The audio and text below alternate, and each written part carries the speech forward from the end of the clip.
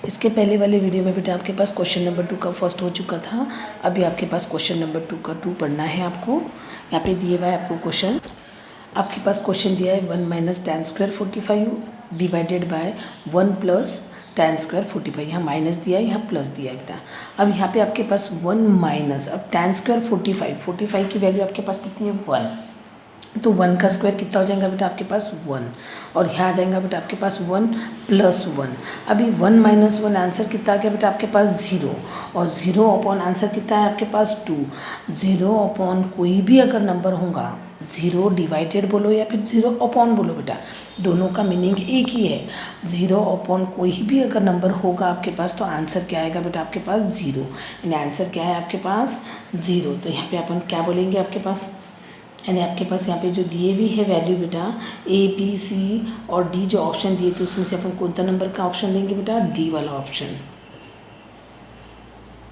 Option D. यहाँ option का आएगा डी। फिर आपके पास थर्ड वाला क्वेश्चन, थर्ड वाले क्वेश्चन में आपको क्या दिया हुआ है बेटा,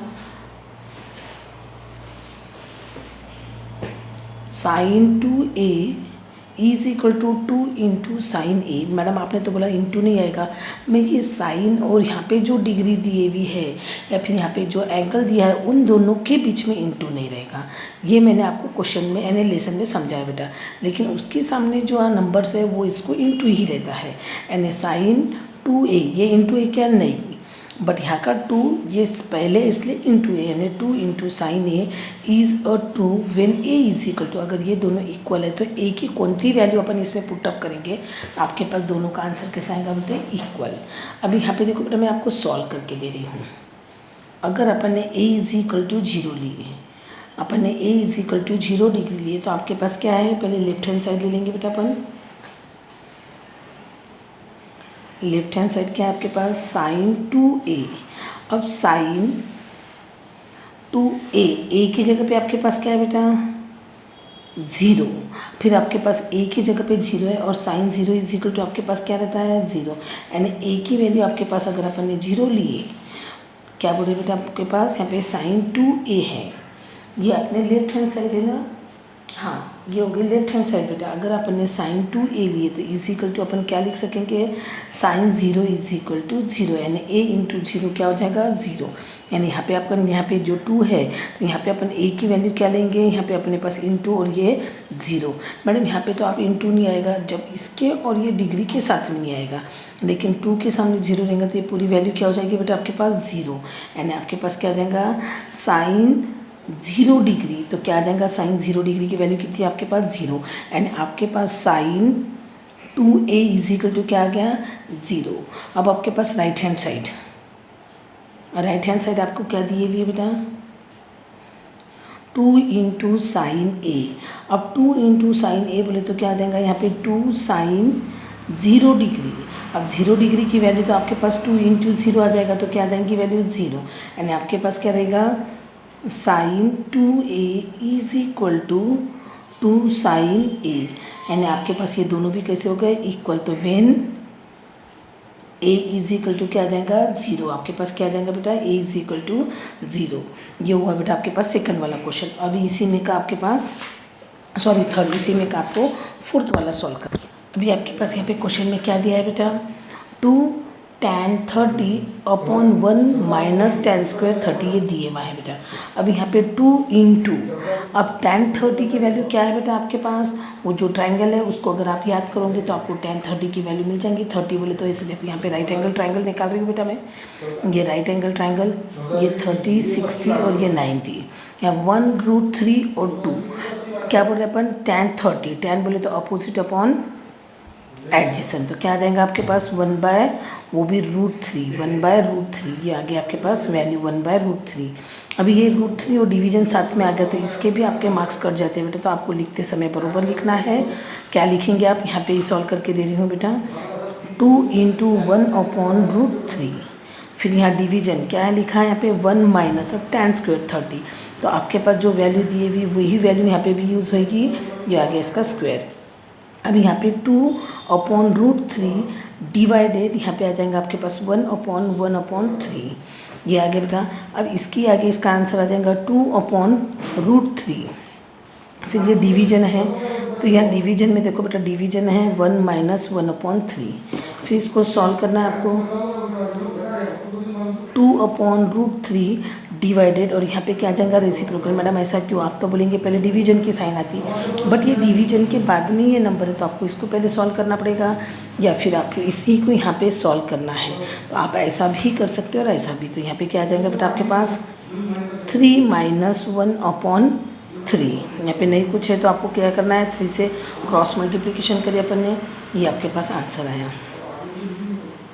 2/√3 यहाँ पे इंटू कर देंगे तो 3 ऊपर चल जाएगा, 2 3 में से 2 का, तो ये 2 गेट कैंसिल, तो क्या आएगा 3/√3।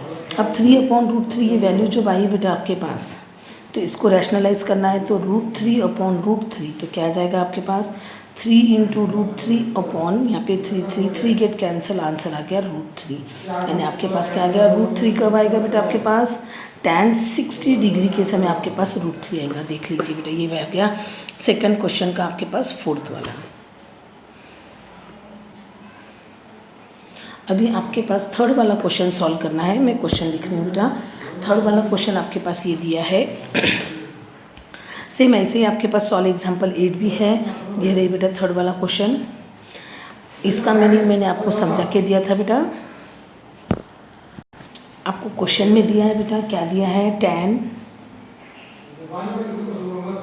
a + b = √3 दिया है।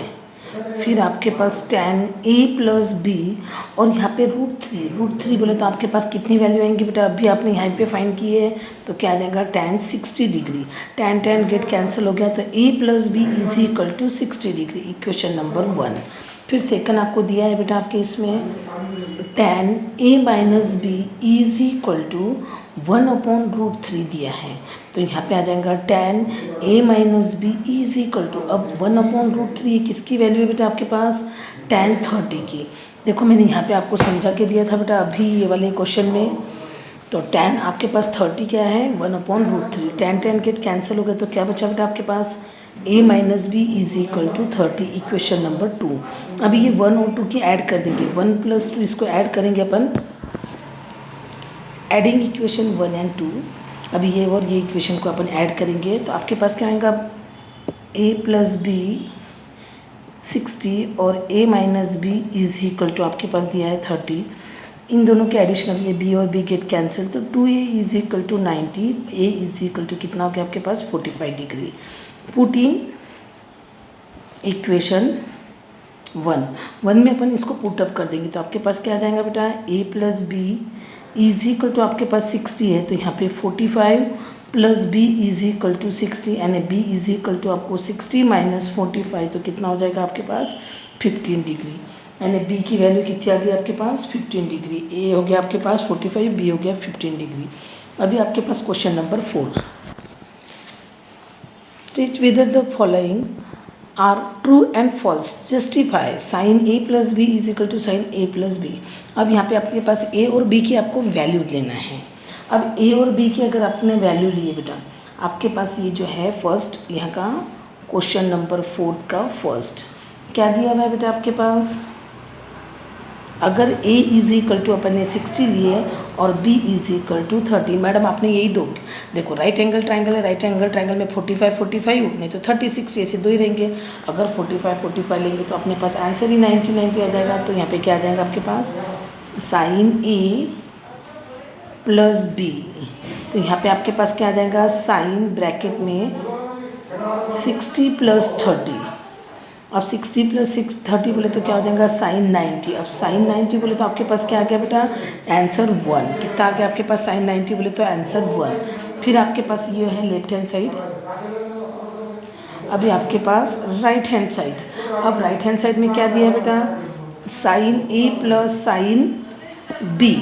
अब sin a + sin b बोले तो आपके पास क्या आ गया बेटा यहाँ पे sin 60 + sin 30। अब sin 60 बोले तो आपके पास वैल्यू क्या है √3/2 प्लस sin 30 बोले तो आपके पास वैल्यू क्या है 1/2। फिर आपके पास यहाँ पे आंसर कितना आ जाएगा यहाँ पे √3 + 1 / 2। ये होगी बेटा इसकी वैल्यू, यानी आपके पास इसकी और इसकी वैल्यू दोनों की वैल्यू अलग अलग आई। अपन क्या लिखेंगे, sine a plus b not equal to sine a plus sine b. ये नॉट इक्वल टू हो गया आपके पास, तो अपन इसको क्या बोलेंगे बेटा, यहाँ पे आपको क्वेश्चन में क्या दिया हुआ है, इक्वल बताया हुआ है, तो अपन इसको क्या बोलेंगे, फॉल्स। या फिर आप स्टार्टिंग में भी अगर फॉल्स लिख के बिकॉज बोलेंगे तो क्योंकि जस्टिफिकेशन बोला है तो यहाँ पे आप फॉल्स लिख दीजिए, फॉल्स फॉल्स। ये बिकॉज बोले तो ये यहाँ से यहाँ तक, यानी ये हो गया आपका जस्टिफिकेशन, यानी फर्स्ट का आंसर क्या है आपके पास, फॉल्स है, और ये जस्टिफिकेशन। ये हुआ बेटा आपके पास फोर्थ क्वेश्चन का फर्स्ट। अभी फोर्थ क्वेश्चन का सेकंड जो है कल अपन अगले वीडियो में पढ़ेंगे।